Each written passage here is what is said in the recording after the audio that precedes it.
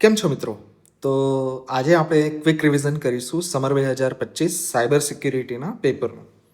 તો આઈ ટ્રાય કે 1 કલાકની અંદર આ કમ્પ્લીટ પેપર તમને કરાવી દઉં, જેથી તમને કાલની જીટીયુની જે એક્ઝામ છે એના માટે હેલ્પફુલ રહે. સો સૌથી ફર્સ્ટ ક્વેશ્ચન જે છે એ છે ડિસ્ક્રાઇબ સીઆઈએ ટ્રાયડ. હવે સીઆઈએ ટ્રાયડ આપણે એકદમ ડિટેલમાં ભણી ચૂક્યા છીએ. સો સી સ્ટેન્ડ્સ ફોર કન્ફિડન્શિયલિટી, આઈ સ્ટેન્ડ્સ ફોર ઇન્ટિગ્રિટી અને એ મતલબ અવેલેબિલિટી. હવે CIA એ શોર્ટમાં શું છે? કોન્ફિડન્શિયલિટી એટલે આપણે પ્રાઇવસી જે કહેતા હોય કે અનઓથોરાઇઝ એક્સેસ કોઈને મળવો ન જોઈએ. ઇન્ટિગ્રિટી એટલે કે ડેટા હંમેશા એક્યુરેટ અને કમ્પ્લીટ હોવો જોઈએ, એની જોડે કોઈ ચેડા થયેલા હોવા જોઈએ નહીં. અવેલેબિલિટી મતલબ કે આ જે ડેટા છે એ હંમેશા મારે જ્યારે જોઈએ ત્યારે અવેલેબલ હોવું જોઈએ.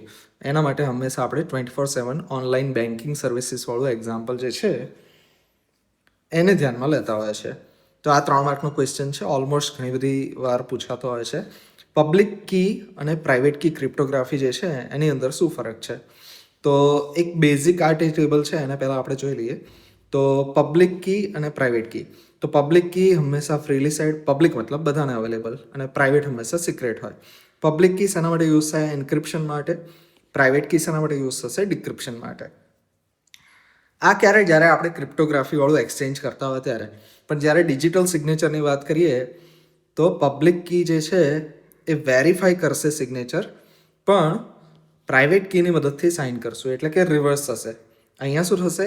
આ એન્ક્રિપ્ટ કરશે અને આ ડિક્રિપ્ટ કરશે. અને ડિજિટલ સિગ્નેચરમાં ડિજિટલ સાઇન જે છે હંમેશા પ્રાઇવેટ કીથી થશે અને એનું વેરિફિકેશન જે છે એ પબ્લિક કીથી થશે. હવે એનો ફ્લો અહીંયા આપેલો છે કે સેન્ડર જે છે એલિસ એ શું કરશે? પબ્લિક કીની મદદથી, કોની? બોબની પબ્લિક કી જે છે, જે પબ્લિકલી અવેલેબલ છે, એની મદદથી એન્ક્રિપ્ટ કરશે. એન્ક્રિપ્ટ થયેલો મેસેજ જે છે એ સિક્યોરલી બોબ રિસીવ કરી શકશે, રાઈટ? અને પ્રાઇવેટ કી એ શેના માટે થશે? કે ડિક્રિપ્ટેડ વિથ બોબ્સ પ્રાઇવેટલી. એટલે કે જ્યારે બી બોબને મારે મેસેજ પહોંચાડવો હોય ત્યારે એલિસે શું કરવું પડશે? એની પબ્લિક કીથી એન્ક્રિપ્ટ કરેલો મેસેજ અહીંયા પહોંચશે. હવે બોબ શું કરશે? પોતાની પ્રાઇવેટ કીની મદદથી એને ડિક્રિપ્ટ કરશે. સિમ્પલ. મતલબ મારે જેને બી મેસેજ પહોંચાડવો છે એની પબ્લિક કીથી મારે એન્ક્રિપ્ટ કરવાનો, અને જે તે વ્યક્તિ પોતાની પ્રાઇવેટ કીથી એને ડિક્રિપ્ટ કરી શકે. આ સિમ્પલ ફંડા છે. પબ્લિક કી ક્રિપ્ટોગ્રાફી જે છે એને એસિમેટ્રિક કહેવાય છે, કારણ કે આમાં બંને જગ્યાએ એન્ક્રિપ્શન અને ડિક્રિપ્શન માટે 2 અલગ અલગ કી વપરાતી હોય છે, રાઈટ? જ્યારે પ્રાઇવેટ કી ક્રિપ્ટોગ્રાફી જે છે એમાં શું થતું હોય? બંને જગ્યાએ સેમ કી વપરાશે. એક જ કીથી જે છે એ લોકો એન્ક્રિપ્શન અને ડિક્રિપ્શન કરશે. એના માટે શું કરવું પડે? કીને સેન્ડર અને રિસીવરની વચ્ચે શેર કરવી પડે. હવે નેક્સ્ટ જે છે વેરિયસ સિક્યુરિટી અટેક મિકેનિઝમ અને services associated with each layer of OSI model. કે OSI મોડેલના અલગ અલગ લેયર ઉપર કયા કયા ટાઈપના અટેક અને મિકેનિઝમ હોઈ શકે. એકદમ શોર્ટમાં જો આપણે જોઈ લઈએ અહીંયા, તો આ ડાયાગ્રામ જે છે એની ઉપર વધારે ફોકસ કરશું, કારણ કે ડાયાગ્રામથી એક સિમ્પલ વેમાં આપણે રિપ્રેઝેન્ટ કરી શકીએ. હવે હંમેશા OSI મોડેલ જે છે એ લેયર 7 to 1 જે છે એ આપણે લખતા હોય છે, પણ યાદ આપણે હંમેશા 1 to 7 એ રીતે રાખશું.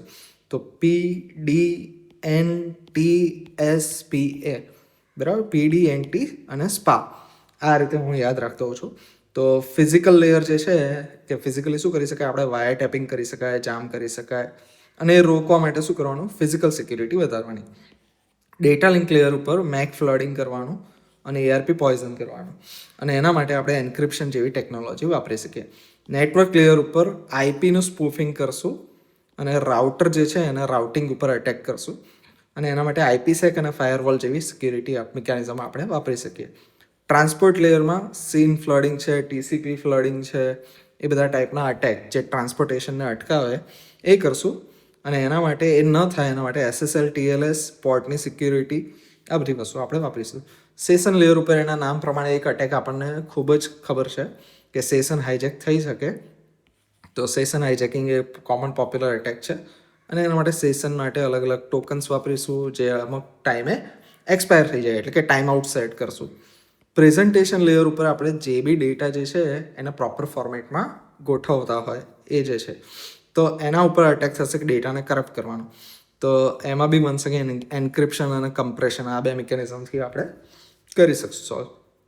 લેયર 7 જે છે, જે ફાઇનલ લેયર, એપ્લિકેશન લેયર, ત્યાં માલવેર, સોશિયલ એન્જિનિયરિંગ, વાયરસીસ, આ જે કંઈ પણ બધા આવે ટ્રોજન્સ, એ બધા એપ્લિકેશન લેયરના અટેક છે. અને એના માટે એન્ટીવાયરસ સોફ્ટવેર જે છે અથવા તો પબ્લિકને અવેર કરવી, ટ્રેનિંગ આપવી, આ બધા મિકેનિઝમથી આપણે કરી શકતા હોય છે. ટેબ્યુલર ફોર્મેટમાં સેમ વસ્તુ લખેલું છે. ડિપેન્ડિંગ ઓન ધ માર્ક્સ તમારે આન્સર લખવાનો, ફિગર્સ ઉપર થોડું વધારે ફોકસ કરવાનું. હવે નેક્સ્ટ છે એક્સપ્લેઇન MD5 હેશિંગ અને સિક્યોર હેશ ફંક્શન. SHA અને MD5 આ બંનેને આપણે એક્સપ્લેન કરવાના છે. તો હેશિંગ શું છે સૌથી પહેલાં એ સમજાવીશું કે ઇનપુટ મેસેજ હેશ ફંક્શન કોઈ પણ હોઈ શકે, MD5 SHA અને fix size hash. Hashing basically શું કરે, તમારી પાસે audio file, video file, photo, કોઈ બી સોફ્ટવેર કંઈ પણ છે એને ફિક્સ નંબર એટલે કે 32 બીટ, 128 બીટ, 160 બીટ, કોઈ પણ એક બીટમાં એ કન્વર્ટ કરી દેશે. મતલબ કંઈ પણ હોય અલ્ટિમેટલી હેશ એટલે કે નંબરમાં રિપ્રેઝેન્ટ કરવાનો. હેશિંગની પ્રોપર્ટીઝ કેવી હોય છે? ડિટર્મિનિસ્ટિક, મતલબ સેમ ઇનપુટ હોય તો હેશ પણ સેમ આવવો જોઈએ, જેટલી વાર કરવું એટલી વાર. વન વે, મતલબ નંબર કે કોઈ બી ફાઇલથી હેશમાં થઈ જવું જોઈએ, બરાબર? કે મારી પાસે કોઈ ફાઇલ પડી છે, વિડીયો ફાઇલ, એનો હેશ જનરેટ થાય, પણ એ હેશ ઉપરથી હું ઓરિજિનલ વિડીયો ફાઇલ રિકવર ન કરી શકું. એવલાન્ચ ઇફેક્ટ, સહેજ પણ ચેન્જ થયો કે નામ MILAV આવું લખેલું છે એની જગ્યાએ MELOV, બરાબર, આવું કંઈક લખી નાખ્યું, મતલબ એક નાનો એવો ચેન્જ કર્યો, તો હેશ જે છે એ કમ્પ્લીટલી ચેન્જ થઈ જોઈએ.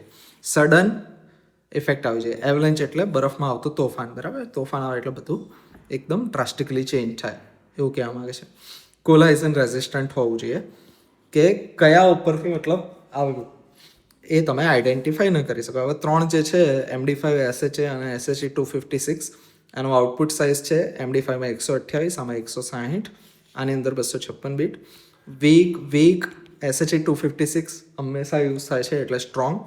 ફાસ્ટ છે, મોટરેટ છે, સ્લો છે, ડેપ્રિકેટેડ છે આ બંને.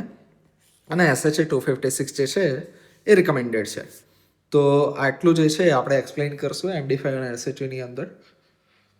હવે નેક્સ્ટ છે what is firewall, list out type of firewall. તો ફાયરવોલની ડેફિનેશન અહીં આપેલી છે કે network security device that monitors and control. આ વર્ડ ઉપર ખાસ ફોકસ કરવાનું છે કે monitors and controls incoming and outgoing traffic based on security rules. કે ફાયરવોલની અંદર તમે શું કરી શકો? સિક્યુરિટી રૂલ ડિફાઇન કરી શકો કે આ એપ્લિકેશન આ વેબસાઇટને અલાઉડ કરવાની, આ યુઝરને આટલો ટ્રાફિક આપવા દેવાનો, આ યુઝર આવી વેબસાઇટ વિઝિટ કરી શકે, આવી ના કરી શકે. આ બધા રૂલ્સ જે છે એ તમે કંટ્રોલ કરી શકો અને કોણ શું યુઝ કરી રહ્યું છે એનું મોનિટરિંગ કરી શકો. હવે એક બેઝિક ડાયાગ્રામ આપેલો છે કે ઇન્ટરનેટ જે છે એની પર થ્રેડ્સ અને નોર્મલ ટ્રાફિક બધું હોય. ફાયરવોલ શું કરશે? જેવી થ્રેડ્સ છે એ બધાને બ્લોક કરી દેશે અને જે સેફ હશે એને અલાઉડ કરશે, એટલે કે તમારા નેટવર્કમાં મેલિશિયસ વસ્તુ એન્ટર ના કરે. ટાઈપ્સ કયા કયા હોય છે કે પેકેટ બેઝ ફિલ્ટર કરે એટલે પેકેટ ફિલ્ટર. સ્ટેટફુલ કનેક્શન જે છે એની સ્ટેટને એક્ઝામિન કરશે તો એ સ્ટેટફુલ ફાયરવોલ થઈ ગઈ. એપ્લિકેશન પ્રોક્સી, બરાબર, ડીપ ઇન્સ્પેક્ટ, લેયર 7 ઉપરની ફાયરવોલ આવે એ એપ્લિકેશન ફાયરવોલ આવે. અને આ 3 જે છે કયા રીતે આપણે કંટ્રોલ કરીએ છીએ એના માટેના હતા. પણ આ જે છે એ પર્સનલ ફાયરવોલ છે, મતલબ આ આપણે નેટવર્ક ઇન્ફ્રાસ્ટ્રક્ચર ઓર્ગેનાઇઝેશનમાં યુઝ કરતા હોય છે. અને આની અંદર શોર્ટમાં બધું આવી જાય કે આપણે વિન્ડોઝનો ફાયરવોલ જે આપણે લઈ લઈએ તો એ પર્સનલ ફાયરવોલ થઈ ગયું. કી ફંક્શન્સ અને અહીંયા આપેલા છે, તમે એક નજર મારી લેજો એટલે ખ્યાલ આવી જશે. હવે નેક્સ્ટ ટોપિક જે છે એની પર આપણે જઈએ તો ક્વેશ્ચન 2B, HTTPS અને HTTPSનું વર્કિંગ ડિસ્ક્રાઇબ કરવાનું છે. તો hyper text transfer protocol secure, બરાબર, પાછળ સિક્યોર લગાવવાનું છે. અને HTTP ઓવર SSL ઓર TLS એન્ક્રિપ્શન, કે નોર્મલ HTTP છે એમાં SSL TLSનું એન્ક્રિપ્શન આપણે એડ કરી દઈએ, તે થઈ ગયું આપણું HTTPS. હવે એના ડાયાગ્રામ્સ જે છે અહીંયા તમને આપેલો છે કે શું થાય છે. સૌથી પહેલાં જ્યારે બી આપણે કોઈ બી વેબસાઇટ HTTPS કનેક્શન સાથે વિઝિટ કરશું તો આટલા સ્ટેપ થતા હશે કે સૌથી પહેલાં HTTPS રિક્વેસ્ટ જશે પોર્ટ નંબર 443 ઉપર, સર્વર પાસે આવશે એટલે server for example gppalanpur.ac.in, A server શું કરશે? એનું SSL સર્ટિફિકેટ આપશે અને એની પબ્લિક કી આપશે કે આ મારી પબ્લિક કી છે, આના મદદથી તું હવે એન્ક્રિપ્શન કરીને ડેટા આપે જેથી હું ડિક્રિપ્ટ કરી શકું. જોડે જોડે એનું સર્ટિફિકેટ આપશે કે મારી ઓથેન્ટિસિટી પ્રૂવ કરવા માટે. હવે ક્લાયન્ટ જે છે બ્રાઉઝરે ચેક કરશે કે જે સર્ટિફિકેટ આવ્યું મારે જે ડોમેન જોઈતું હતું એનું જ છે કે બીજું કોઈ સર્ટિફિકેટ છે. જો મેચ થતું હોય તો એન્ક્રિપ્ટેડ સેશન કી જે છે એ આપી દેશે કે હવે હું સેશન એસ્ટેબ્લિશ કરું છું, આ કી તારી પાસે રાખશે. બંને પાસે સેશનની કી આવી જાય, બરાબર. અહીંયા સુધી થશે એ સિમેટ્રિક, અને પછી સિમેટ્રિક ફાસ્ટર કમ્યુનિકેશન માટે સેશન કી એક્સચેન્જ કરશે. અને પછી સર્વર જે છે એન્ક્રિપ્ટેડ રિસ્પોન્સ, તમારે જે બી યુટ્યુબ વિડીયો હોય કે કોલેજની વેબસાઇટ ઉપર જઈને તમે પેપર ડાઉનલોડ કરતા હોય વોટેવર, તો 4 સ્ટેપ મેઇનલી થતા હોય. સૌથી પહેલાં HTTPSની રિક્વેસ્ટ જશે, પછી સર્ટિફિકેટ અને પબ્લિક કી આવશે, ક્લાયન્ટ એને વેલિડેટ કરશે કે બધું ઓકે છે કે નહીં. જો વેલિડેશન ઓકે લાગ્યું તો સેશન કી હવે એને આપશે ક્લાયન્ટ સર્વરને, પછી સર્વર એને ડેટા આપવાનું ચાલુ કરશે. હવે એના કમ્પોનન્ટ્સ કયા કયા છે? તો HTTP એપ્લિકેશન લેવલનો એક પ્રોટોકોલ છે વેબ એપ્લિકેશન માટેનો, બરાબર. વેબ ડેટા માટે આપણે HTTP થ્રુ કમ્યુનિકેશન કરતા હોય. હવે એને સિક્યોર બનાવવા માટે આપણે SSL અને TLS નામના પ્રોટોકોલ્સ વાપરતા હોય છે. ડિજિટલ સર્ટિફિકેટની મદદથી આપણે ઓથેન્ટિકેશન કરતા હોય છે, અને પોર્ટ નંબર 443 આપણે વાપરતા હોય છે HTTPS માટે. જો પાછળ S ન હોય, એટલે કે નોર્મલ અનએન્ક્રિપ્ટેડ HTTP હોય, તો એના માટે પોર્ટ નંબર વપરાશે 80, બરાબર. 80 નંબરનો પોર્ટ જે છે એ વપરાશે. Explain different types of malicious software and their effect, કે કયા કયા ટાઈપના મેલિસિયસ સોફ્ટવેર હોઈ શકે અને એની ઇફેક્ટ શું આવે, તે આપણે અહીંયા જોવાના છે. વાયરસ આપણે બધા અવેલેબલ છે, કે કોઈ બી ફાઇલને અટેચ થઈ શકે, રેપ્લિકેટ કરે. બૂટ સેક્ટરના વાયરસીસ જે છે એ એનું એક્ઝામ્પલ છે. આ નામ છે, આ શું કરે છે, અને નીચે જે આપેલું છે તમને એક્ઝામ્પલ આપીશું. વોર્મ શું કરે? સેલ્ફ રેપ્લિકેટિંગ હોય અને નેટવર્કમાં સ્પ્રેડ થાય, બરાબર. કન્ફિગર વોર્મ કરીને એક વોર્મ જાણીતો છે, એનું એક્ઝામ્પલ આપેલું છે. ટ્રોજન, એક યુરોપિયન પેલું હોર્સવાળું જે હતું, તમને સ્ટોરી જો યાદ હોય તો એના પછી છે કે ડિસ્ગાઇઝડ વોર્મ માલવેર, કે ઓરિજિનલ સોફ્ટવેર છે એ રીતે તમને આભાસ થાય તો એ રિયલમાં માલવેર હોય, બરાબર. બેન્કિંગ વાળા ટ્રોજન્સ માર્કેટમાં ફરતા હોય છે. રેન્સમવેર આપણને ખ્યાલ છે કે તમારી ફાઇલ્સને એન્ક્રિપ્ટ કરી દેશે અને પેમેન્ટ ડિમાન્ડ કરશે કે આ ટાઈપનું પેમેન્ટ કરો તો જ તમને તમારી ફાઇલનો એક્સેસ મળશે, તમારી સિસ્ટમનો એક્સેસ મળશે. એ રેન્સમવેર થઈ ગઈ. સ્પાયવેર, સ્પાય એટલે જાસૂસી કરવી, કે મોનિટર્સ એક્ટિવિટી સ્ટીલ્સ ડેટા. તમારી જેવી પીસી છે એની અંદર રહી અને ડેટાને મોનિટર કરશે, તમારા કમ્યુનિકેશનને મોનિટર કરશે. કી લોગર કરીને આપણે જે જોયું હતું એ એનું એક એક્ઝામ્પલ છે, કે તમે કી લોગર જે સોફ્ટવેર છે એની મદદથી કીબોર્ડ ઉપર કઈ કઈ કીઝ યુઝર પ્રેસ કરે છે એને જોઈ શકશો. એડવેર એ અનવોન્ટેડ એડ્સ અને પોપઅપ્સ આપશે, કે જેથી એનો ફાયદો થાય. ફોર એક્ઝામ્પલ, મેં ગૂગલ એડ્સની અંદર મારું એકાઉન્ટ બનાવેલું છે અને મારી એડ્સ જેટલી દેખાશે એટલા મને પૈસા મળશે. હવે મારા સિંગલ પીસી ઉપર કે એની ઉપર તો હું એડ્સ મારી વેબસાઇટ ઉપર ચલાવીશ, બટ હું જો તમારા પીસી ઉપરનો એક્સેસ લઈ લઉં અને ત્યાં પણ એડ રન કરું તો I will have financial benefit. તો આના માટે જનરલી એડવેરનો યુઝ લોકો કરતા હોય છે. રૂટ કિટ, રૂટ એટલે સિસ્ટમનું રૂટ લેવલ, એટલે કે કર્નલ લેવલ, કે મારી ઓપરેટિંગ સિસ્ટમ છે એની કોર ફાઇલ્સ જે છે ત્યાં હું અટેચ કરી શકું, કે પ્રેઝન્સને હાઇડ કરશે. Deep access, kernel level access જે છે, કે સિસ્ટમમાં કોઈ બી મોડિફિકેશન કરવા છે તો હું ત્યાંથી કરી શકું. હવે ઇફેક્ટ્સ એની શું થાય છે આ તમે સેલ્ફ એક્સપ્લેનેટરી છે, કરી શકશો. નેક્સ્ટ ક્વેશ્ચન નંબર 2A ઓર ઉપર આવી, કે વોટ ઇઝ ઓથેન્ટિકેશન. ઓથેન્ટિકેશન શું છે અને એના ડિફરન્ટ મેથડ્સ જે છે એ કઈ કઈ છે, તો એક સિંગલ લાઇનમાં આપણે એની ડેફિનેશન જોઈ લઈએ, કે process of verifying user identity before granting system access. કે એમેઝોન, ફ્લિપકાર્ટ, ઇન્સ્ટાગ્રામ કોઈ બી તમને એક્સેસ આપે એના પહેલાં એ તમારી આઈડેન્ટિટી વેરીફાઈ કરશે, કે તમે જેનું એકાઉન્ટ એક્સેસ કરવા માગો છો એ તમે પોતે જ છો. જો એ પ્રૂવ થશે તો એ તમને એક્સેસ આપશે. હવે ઓથેન્ટિકેશન મેથડ કઈ કઈ ટાઈપની હોઈ શકે? મેઇનલી જે છે એને આપણે 3 રીતે ડિવાઈડ કરતા હોય છે, 3 કેટેગરીમાં. સમથિંગ યુ નો, તમે કંઈક જાણો છો એના બેઝ ઉપર તમે ઓથેન્ટિકેશન કરી શકો, એટલે કે પાસવર્ડ હોઈ શકે, પિન હોઈ શકે, સિક્યુરિટી ક્વેશ્ચન જે તમે યાદ રાખતા હોય, બરાબર, નોલેજ બેઝ છે. સમથિંગ યુ હેવ, એવું કંઈક જે તમારી પાસે તમે રાખો જેનાથી તમે વેલિડેટ કરી શકો કે આ હું જ છું, કે સિક્યુરિટી ટોકન્સ હોઈ શકે, સ્માર્ટ કાર્ડ જેના બેઝ તમને એક્સેસ મળતો હોય, અને મોબાઈલ ડિવાઇસીસ, કે તમારો મોબાઈલ તમારી પાસે જ હોય એની ઉપર તમને કોઈ નોટિફિકેશન આવે, OTPs આવે, રાઈટ. તો આ પોઝિશન બેઝ થઈ ગયું. અને સમથિંગ યુ આર, તમારી બાયોમેટ્રિક, તમારા આઈડેન્ટિટી, જેમ કે તમારી ફિંગરપ્રિન્ટ છે, ફેશિયલ રેકોગ્નિશન છે, વોઇસ રેકોગ્નિશન છે, ઇનહેરન્સ બેઝડ એને કહેવાતું હોય છે. આ મેઇનલી 3 કેટેગરી છે. અને કેટલા ટાઈપનું આપણે ઓથેન્ટિકેશન કરીએ છીએ એ રીતે મેઇનલી આપણે સિંગલ ફેક્ટર, કે એક જ વાર પાસવર્ડ નાખ્યો અને લોગિન થઈ ગયું, દેટ ઇઝ સિંગલ ફેક્ટર. બે વસ્તુ કે પાસવર્ડ નાખો પછી ઓટીપી આવે મોબાઈલ ઉપર, તો એ થઈ ગયું 2 ફેક્ટર ઓથેન્ટિકેશન.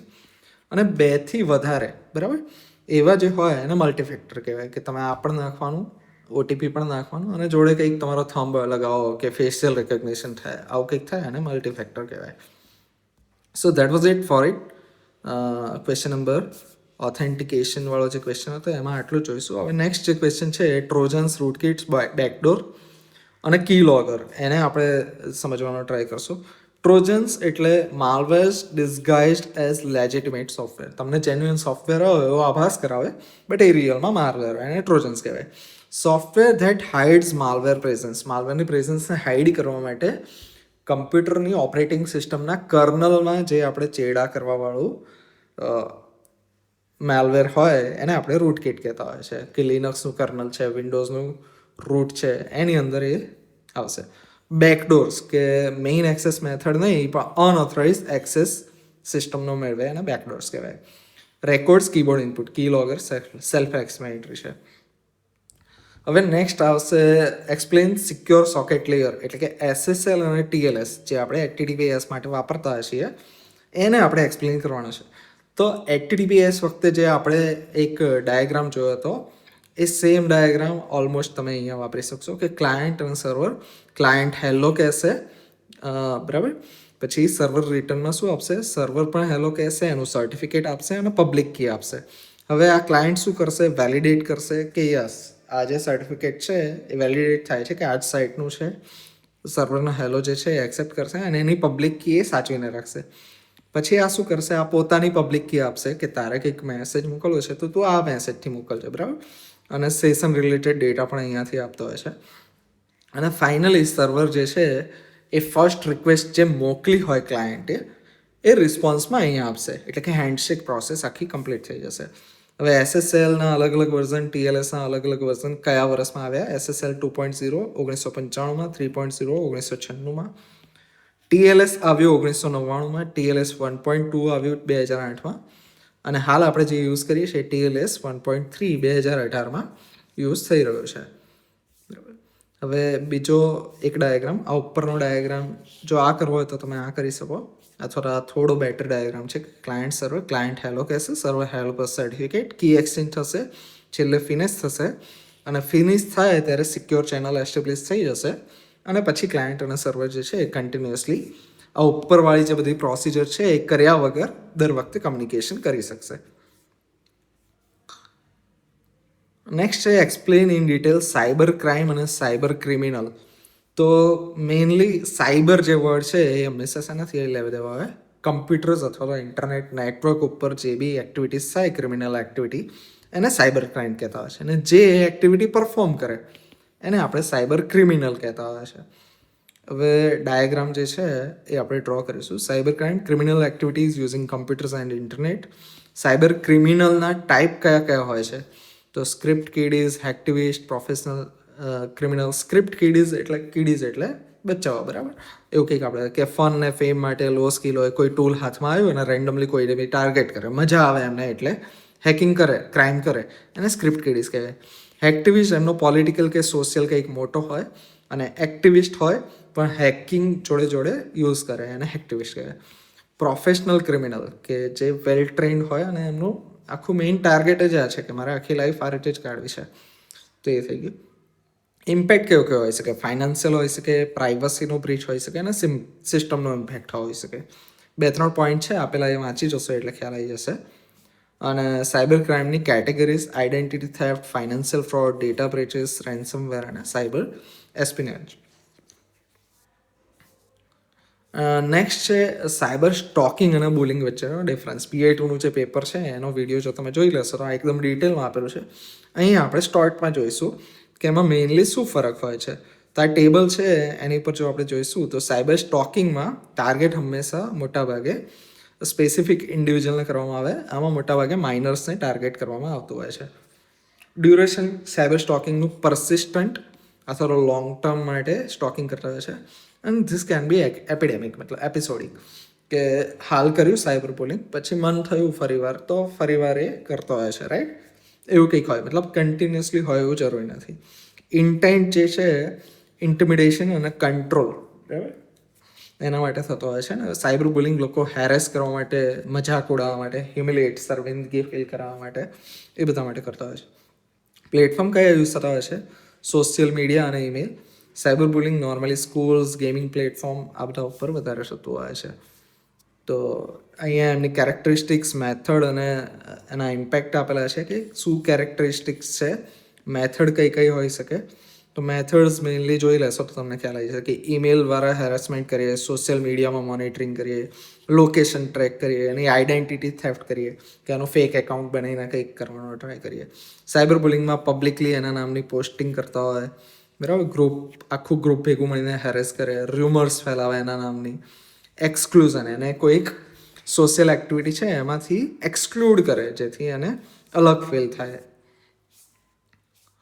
હવે નેક્સ્ટ છે explain property based classification in cyber crime, કે કયા ટાઈપની પ્રોપર્ટી છે એના બેઝનું ક્લાસિફિકેશન જે છે એ સાયબર ક્રાઇમમાં આપણે કરી શકીએ. તો ઇન્ટેલેક્ચ્યુઅલ પ્રોપર્ટી એટલે કે આપણા કોપીરાઇટ્સ, ટ્રેડમાર્ક્સ, પેટન્ટ્સ આ બધું આવી ગયું.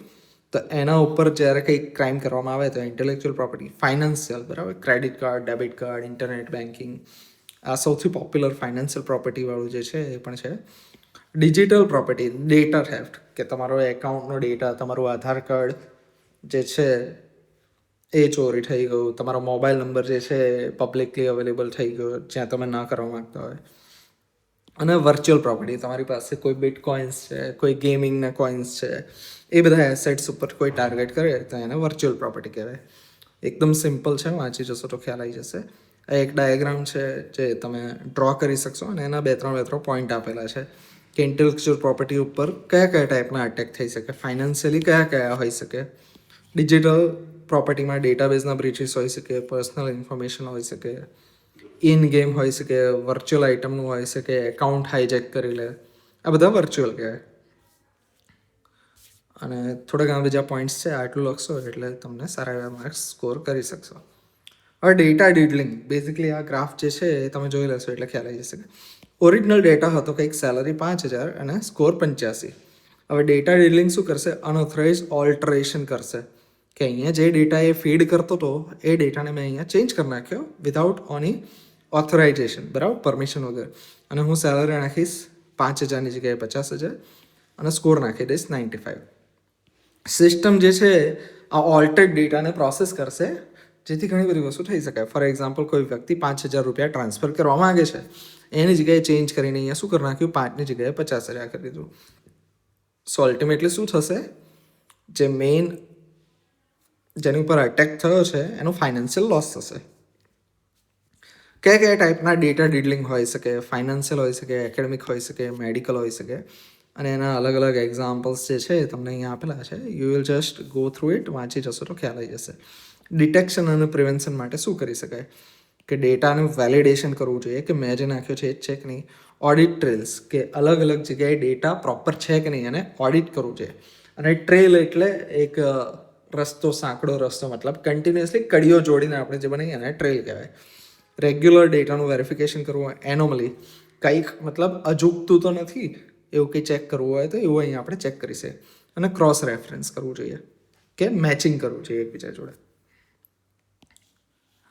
પ્રિવેન્શન મેથડ, એક્સેસ કંટ્રોલ જે છે એને રાખવો, ઇનપુટનું વેલિડેશન કરવું, સેગ્રિગેશન ઓફ ડ્યુટી, અલગ અલગ ડ્યુટીઝ અલગ અલગ વ્યક્તિઓને આપી, ડિજિટલ સિગ્નેચર્સ કરવા કે જેથી કોઈ બી ચેન્જ થાય એ એમનેમ ના થઈ શકે, બરાબર. પ્રોપરલી સાઇન કરે, ડેટા વેરીફાઈ કરશું આપણે, મતલબ કોઈકે વચ્ચે ડેટા ચેન્જ કર્યો તો એ વેરીફાઈ નહીં થાય, બરાબર.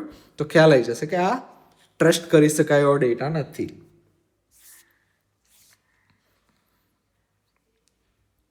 નેક્સ્ટ છે સાયબર સ્પાઇંગ અને સાયબર ટેરરિઝમ. સ્પાય કરવું એટલે જાસૂસી કરી, ટેરરિઝમ એટલે આતંકવાદ કરવો. આ બે સાયબર એટલે કે ડિજિટલ કમ્પ્યુટર ઇન્ટરનેટની દુનિયામાં કઈ રીતે થાય એનું એક્ઝામ્પલ અહીં આપેલું છે. ટેબલ જોઈ લેશો તો ખ્યાલ આવી જશે. પર્પઝ શું હોય? ઇન્ફોર્મેશન ગેધરિંગ, બરાબર, કંઈક કલેક્ટ કરવાનો. અને આ લોકોનો આતંકવાદનો પર્પઝ હોય કોઝિંગ ફિયર, ડિસ્રપ્શન, નોર્મલ સર્વિસીસને ડિસ્રપ્ટ કરી દેવી એટલે કે ખલેલ પહોંચાડવી અથવા તો ભય પેદા કરવો જેથી લોકો ડરે. ટાર્ગેટ શું હોઈ શકે? સ્પાઇંગમાં ગવર્મેન્ટ અને કોર્પોરેશન હોઈ શકે. અહીંયા ક્રિટિકલ ઇન્ફ્રાસ્ટ્રક્ચર, હોસ્પિટલ્સ હોઈ શકે, રેલ નેટવર્ક, બસ નેટવર્ક, મતલબ જેથી જીવન જરૂરિયાતની વસ્તુઓ જે છે એને અટેક કરી શકાય, સિટી મેજર વેમાં ડિસ્ટર્બ થાય. મેથડ સ્ટેલ્થ, ઇન્ફિલ્ટ્રેશન અને ડિસ્ટ્રક્ટિવ અટેક્સ આ બે છે. ઇમ્પેક્ટ શું હોય? ઇન્ટેલિજન્સ લોસ હોય અને આની અંદર પબ્લિક સેફ્ટી જે છે એ રિસ્ક ઉપર આવે. હવે એના ટાર્ગેટ કયા કયા હોઈ શકે અહીંયા પણ ડિટેલમાં આપેલું છે. મેથડ્સ શું હોઈ શકે? મેથડ્સ ઉપર ધ્યાન આપો તો સોશિયલ એન્જિનિયરિંગ છે, માલવેર ઇમ્પ્લિમેન્ટેશન કે માલવેર તમારી સિસ્ટમમાં નાખે, નેટવર્કનું મોનિટરિંગ કરે, આ બધું સ્પાઇંગ જે છે એની અંદર આવે. જ્યારે આની અંદર આવશે શું કે ડિસ્ટ્રક્ટિવ અટેક, કે તમારું બધી વસ્તુ, કે for example emergency helpline centre જે છે એ આપણે એસ્ટેબ્લિશ કરેલું હોય તો એને ડિસ્ટર્બ કરી દેશે, જેથી ઇમરજન્સી પ્રોડ્યુસ થાય ત્યારે લોકો કરી ના શકે કોન્ટેક્ટ. DDoS કે ડિનાયલ ઓફ સર્વિસ, બરાબર, કે કોઈ બી સર્વિસ મારે ફંડ્સની જરૂર પડે, કોઈ ઇમરજન્સી આવે, ફંડ્સની જરૂર, આ ઇન્ટરનેટ બેન્કિંગના સર્વર ઠપ કરી દે. સિસ્ટમ સેબોટેજ, કે આખી સિસ્ટમ જે છે એને એ ઠપ કરી દેશે. તો આવા ઘણા બધા એક્ઝામ્પલ્સ અહીંયા આપેલા છે, થોડું ધ્યાનથી જોશો તો લગભગ ખ્યાલ આવી જશે. Explain the role of digital signature and digital certificate. Mainly digital signature અને ડિજિટલ સર્ટિફિકેટ શું થાય છે, જે ફિઝિકલી પેપર સાઇન કરી અને ફિઝિકલી મૂવ થતા હોય એની જગ્યાએ આપણે ડિજિટલ ડોક્યુમેન્ટેશન કરીએ. કે નોર્મલી એક PDF ફાઇલ છે એને સીધી ડાયરેક્ટલી મૂકવું. હવે એમાં શું થશે, ફોર એક્ઝામ્પલ તમારું GTનું રિઝલ્ટ છે અત્યારે ડિજિટલી સાઇન્ડ વેમાં નથી, કે તમે કોઈ બી લીધું PDF અને અંદર માર્ક્સ ઓલ્ટર કરવા છે PDF એડિટ કરીને, you can do it directly. તમારા પેરેન્ટ્સને કોઈને બી બતાવો તો ડાયરેક્ટલી એ જોઈ શકે અને they will trust you. But digital signature કરીને જો GTU આપતું હોય રિઝલ્ટ, તો તમે જ્યારે બી ઓલ્ટર કરશો અને તમારા પેરેન્ટ્સ ચેક કરશે તો સિગ્નેચર મેચ નહીં થાય. એમના PDF વ્યુઅરમાં સીધું બતાવી દેશે કે this file is not authentic. તો એની મેથડ અહીંયા આપેલું છે, આપણે જોઈ લઈએ કે ડિજિટલ સિગ્નેચરમાં શું થાય, ડોક્યુમેન્ટ જે છે એનો એક હેશ જનરેટ થશે, કે PDF ફાઇલ છે, વર્ડ ફાઇલ છે, અને હેશ જે છે એને પ્રાઇવેટ કીથી એ સિગ્નેચર બનાવીને ડોક્યુમેન્ટની અંદર એમ્બેડ કરી દેશે, રાઈટ. આ રીતે ડિજિટલ સિગ્નેચર થશે. હવે સિગ્નેચર સાઇન કરવા માટે હંમેશા પ્રાઇવેટ કી વપરાય, રાઈટ. એન્ક્રિપ્ટ કરવા માટે પબ્લિક કી વપરાય ડેટાને જ્યારે મોકલવો છે ત્યારે, અને ડિક્રિપ્ટ કરવા માટે પ્રાઇવેટ કી વપરાય. પણ અહીંયા ઊંધું છે. અહીંયા એવું છે કે જ્યારે બી ડોક્યુમેન્ટ મોકલવાનો હોય તો પ્રાઇવેટ કીથી સાઇન કરશું અને રિસીવર એન્ડ ઉપર પબ્લિક કી વપરાશે. મતલબ બંને થોડું રિવર્સ છે, પ્રાઇવેટ કી પબ્લિક કી ક્યાં વપરાય. હવે ડિજિટલ સર્ટિફિકેટ, એના મેઇન કન્ટેન્ટ શું હોઈ શકે, કે સબ્જેક્ટ ઇન્ફોર્મેશન, કે કોણ એનો ઓનર છે, વેરિફિકેશન માટે પબ્લિક કી આપશે, પબ્લિક કીની મદદથી વેરીફાઈ કરશે. ઇશ્યુઅર ઇન્ફોર્મેશન, કોણે ઇશ્યુ કર્યું છે સર્ટિફિકેટ, ક્યાં સુધી વેલિડ છે, સિરિયલ નંબર, કોઈ બી સર્ટિફિકેટનો હંમેશા નંબર હોય, અને CA એટલે કે સર્ટિફિકેટ ઓથોરિટી, જેણે ઇશ્યુ કર્યું છે એનું ડિજિટલ સિગ્નેચર અંદર એમ્બેડ હશે. તો ડિજિટલ સિગ્નેચર ડિજિટલ સર્ટિફિકેટની અંદર યુઝ થાય છે, બરાબર. આ બંને અલગ અલગ કન્સેપ્ટ નથી. મેઇન ડિજિટલ સર્ટિફિકેટ હોય એની અંદર એ સર્ટિફિકેટ ઇશ્યુ કરવા માટે ડિજિટલ સિગ્નેચર વપરાય, પ્લસ બીજા એડિશનલ ડોક્યુમેન્ટ માટે પણ ડિજિટલ સિગ્નેચર વપરાતા હોય છે.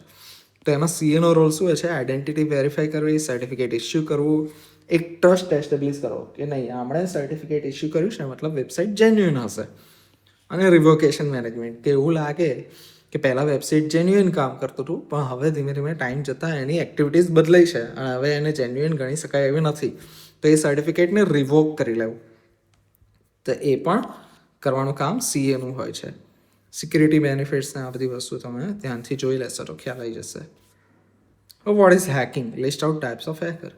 તો હેકિંગ શું છે? Unauthorised access to computer system or network, બરાબર, કે અનઓથરાઇઝડ એક્સેસ મેળવવો, મેઇનલી એ થઈ ગયું. અને શેના માટે? કે એક્સપ્લોઇટ વનરેબિલિટીઝ, કે વનરેબિલિટીઝ સિસ્ટમમાં હોય એને એક્સપ્લોઇટ કરવા માટે મેઇનલી આનો યુઝ થતો હોય છે. હવે ટાઈપ ઓફ હેકર્સ જો આપણે જોઈએ તો એથિકલ, અનએથિકલ, આ બે મેઇન છે. એથિકલ જે છે એનું બીજું નામ છે વ્હાઇટ હેટ અને અનએથિકલનું બીજું નામ છે બ્લેક હેટ, બરાબર.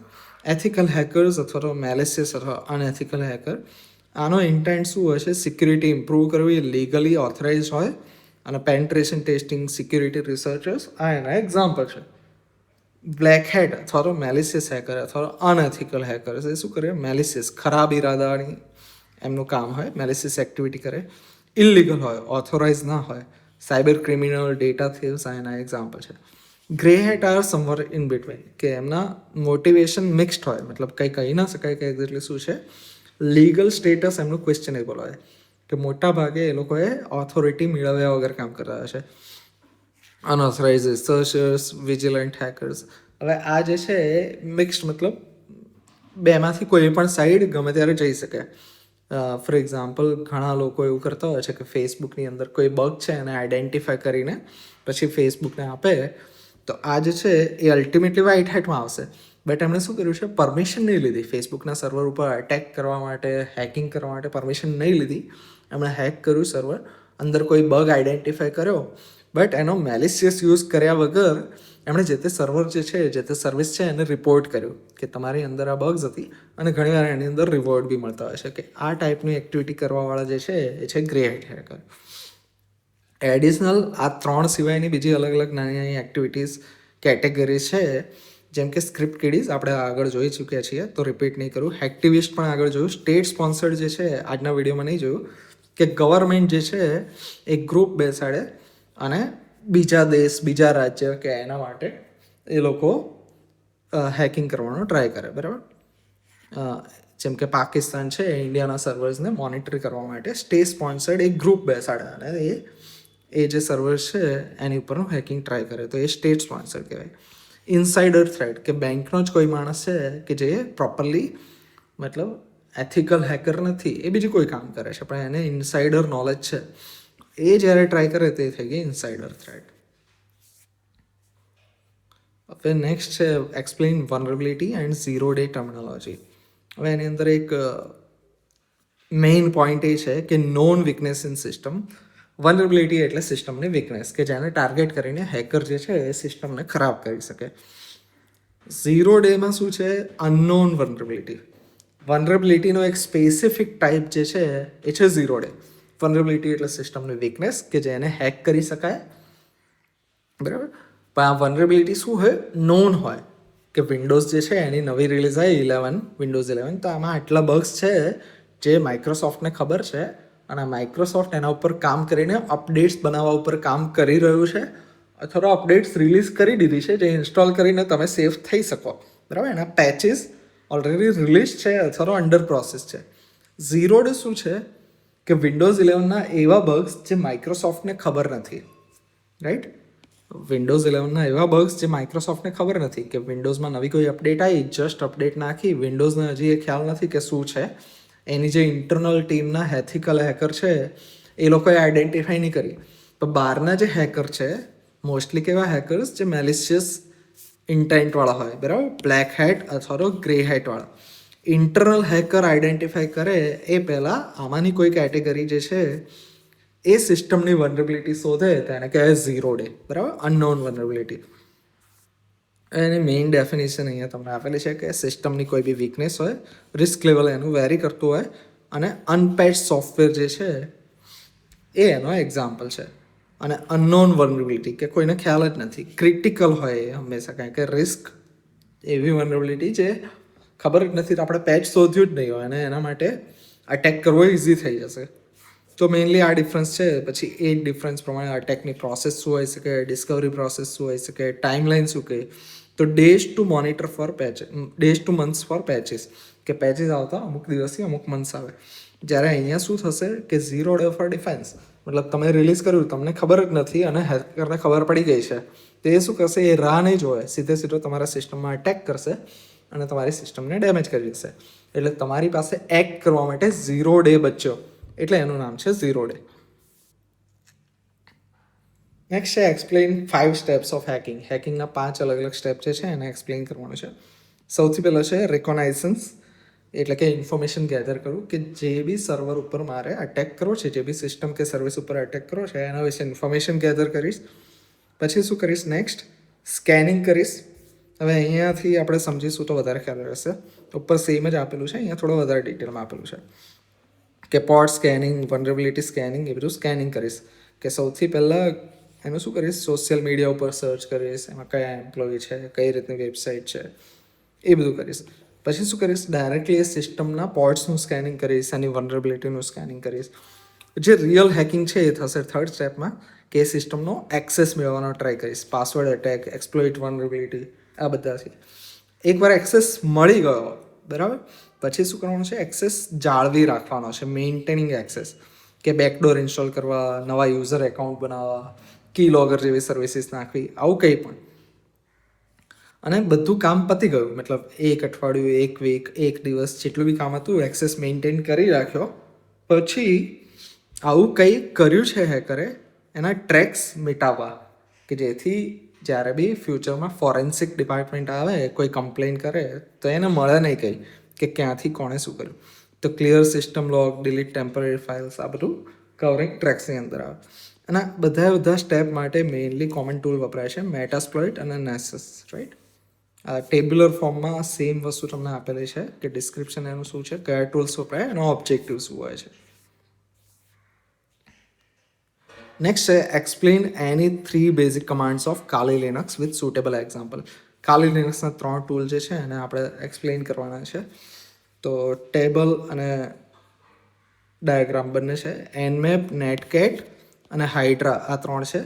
એનમેપ આવશે નેટવર્કના સ્કેનિંગ માટે, નેટકેટ નેટવર્કના કમ્યુનિકેશન જે છે એને મોનિટર કરવા માટે, અને હાઇડ્રા પાસવર્ડ ક્રેકિંગ માટે યુઝ થતું હોય છે. કયા લેવલ ઉપર યુઝ કરશું? તો સ્ટેપ 1 ઉપર રિકોનાઇઝન્સ માટે આપણે એનમેપ વાપરીશું. સ્ટેપ 2 એક્સપ્લોઇટેશન જ્યારે કરવું હોય તો આપણે એનસી કમાન્ડ વાપરીશું. અને જ્યારે રિયલમાં અટેક કરવો હોય ત્યારે આપણે હાઇડ્રા કમાન્ડ વાપરીશું. તો એ અહીંયા તમને ટેબ્યુલર ફોર્મમાં બી આપેલું છે વિથ એક્ઝામ્પલ. આટલું લખશો તો that is enough for 3 marks. Next છે describe session hijacking in detail. Attack where attackers take over legitimate user session.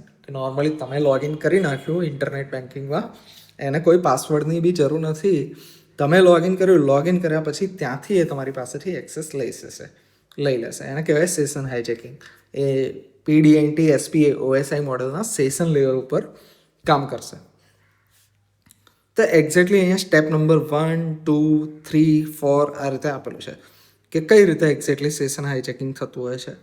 પછી જોઈએ પહેલાં આપણે અલગ અલગ કેટેગરીઝ જોઈ લઈએ કે શું આવે છે. એક્ટિવ હાઇજેકિંગ અને પેસિવ હાઇજેકિંગ, આ બે જે છે મેઇન છે એના.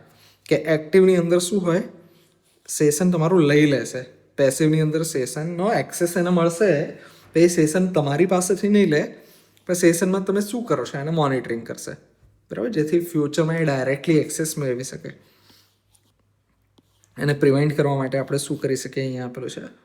અને કયા લેવલ ઉપર હોઈ શકે, કે નેટવર્ક લેવલ ઉપર થાય તો ટીસીપી હાઇજેકિંગ થાય, એપ્લિકેશન લેવલ ઉપર થાય તો કુકી, કે સેશન મારે લેવું છે તો મારે કઈ રીતે લેવું, કે ટીસીપી જે પ્રોટોકોલ છે એનું કમ્યુનિકેશન થાય છે ત્યાંથી હું લઈ લઉં, અથવા એપ્લિકેશન લેવલ ઉપર સેશનને વેલિડેટ કરવા માટે કુકી સ્ટોર થતી હોય છે, ટોકન સ્ટોર થતા હોય છે, કે જેથી વારઘડી કોઈ લોગિન ના કરવું પડે.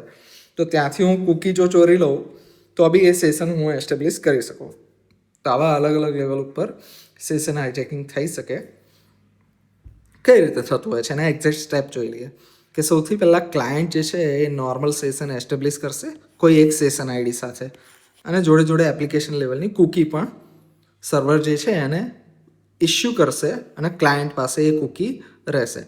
હવે સ્ટેપ નંબર 2માં શું થશે, અટેકર જે છે સેશનનું મોનિટરિંગ કરશે, બરાબર. પેકેટ્સ જેટલા બી એ વચ્ચે થાય છે કમ્યુનિકેટ, તો એને સ્નિફિંગ કરશે, એને ઓબ્ઝર્વ કરશે.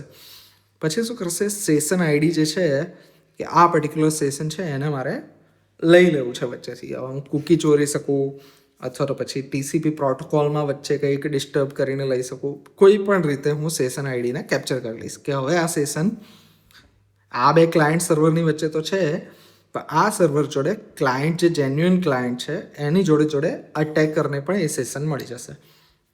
તો થર્ડ સ્ટેપની અંદર એ સેશન એને કેપ્ચર કરી લીધું. હવે કેપ્ચર કર્યું, જો એક્ટિવ હશે તો આની પાસેથી એ સેશન કટ થઈ જશે અને ખાલી આની પાસે રહેશે. પણ પેસિવ હશે તો શું થશે, આ સેશન અહીંયા તો રહેશે જ મેન્ટેન ક્લાયન્ટ અને સર્વરની વચ્ચે, પણ અટેકર બી એ સેશનને મોનિટરિંગ કરશે, બરાબર. અને ચોથા નંબરના સ્ટેપમાં શું કરશે, સેશન હાઇજેકિંગ રિયલમાં એ હાઇજેક કરી લેશે. એક્ટિવ અને પેસિવ જે છે એનું અહીંયા ડિફરન્સ તમને આપેલો છે, એકવાર રીડ કરી દેશો એટલે તમને ખ્યાલ આવી જશે. નેક્સ્ટ છે explain how virtual private network create secure encrypted connections over public network. કે કોઈ બી ઇન્ટરનેટ છે એને પબ્લિક નેટવર્ક કહેવાય. ઇન્ટરનેટ ઉપર મારે ક્લાયન્ટ અને સર્વરની વચ્ચે કમ્યુનિકેશન કરવું છે, પણ બીજા કોઈને એ કમ્યુનિકેશનનો આઈડિયા ના હોય, એને VPN કહેવાય. કે ફોર એક્ઝામ્પલ હું નેટફ્લિક્સનું સર્વર એક્સેસ કરવા માગું છું, બટ મારા જે આઈએસપી છે એને ખ્યાલ ના હોય કે હું નેટફ્લિક્સનું સર્વર એક્સેસ કરી રહ્યો છું. તો એના માટે શું આવશે, ઘણી બધા એવા બિઝનેસીસ છે કે જે પોતે VPN સર્વર રન કરે છે, અને VPN સર્વર શું કરશે, તમારે નેટફ્લિક્સ જોડે નહીં કમ્યુનિકેટ કરવાનું. ફોર એક્ઝામ્પલ નેટફ્લિક્સ જ્યારે ઇન્ડિયામાં લોન્ચ નહોતું થયું ત્યારે જો તમારે નેટફ્લિક્સ જોવું હોય તો તમારે શું કરવું પડે કે તમે ડાયરેક્ટલી નેટફ્લિક્સની સાઇટ ખોલશો તો આઈએસપી અહીંયાના જે છે અથવા તો નેટફ્લિક્સ પોતે વેલિડેટ કરશે, એને કહેશે કે ઇન્ડિયામાં જે નેટફ્લિક્સ નથી અવેલેબલ તો તમને આ સર્વિસ નહીં મળે. તો આ VPN સર્વર ક્યારે યુઝમાં આવે કે તમે જે છો યુઝર એ VPN સર્વર, હવે ઇન્ડિયામાંથી તમે એક્સેસ કરો છો તો VPN સર્વર યુએસમાં હોઈ શકે, ચાઇનામાં હોઈ શકે, જર્મનીમાં હોઈ શકે, કોઈ પણ કન્ટ્રીમાં હોઈ શકે. હવે જો એ કન્ટ્રીમાં નેટફ્લિક્સ અલાઉડ છે તો શું થશે, તમારી ડેટા અહીંયાથી VPN સર્વર પાસે, VPN સર્વર શું કરશે, ત્યાંથી તમારી જે રિક્વેસ્ટ છે એ નેટફ્લિક્સ અથવા તો બીજી કોઈ સાઇટ કે સર્વિસ છે એને મોકલી આપશે.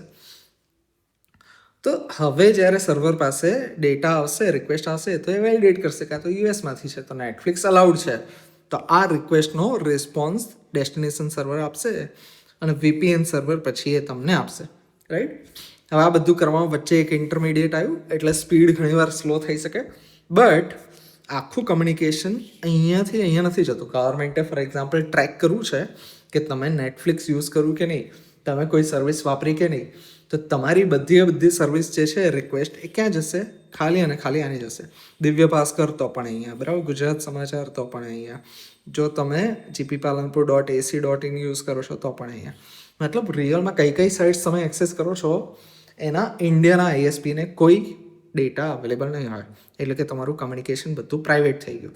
હવે આની અંદર તમે જે કંઈ પણ ડેટા નાખો છો એ બી કોઈ વચ્ચે ટ્રેસ ન કરી શકે, બરાબર. તો અહીંયા યુઝ કર્યું છે કે ISP can not see data, encrypted tunnel તમારી અને VPN સર્વરની વચ્ચે બનશે અને VPN સર્વર પછી તમને બાકીનો ડેટા લાવી આપશે, એ એની રિસ્પોન્સિબિલિટી.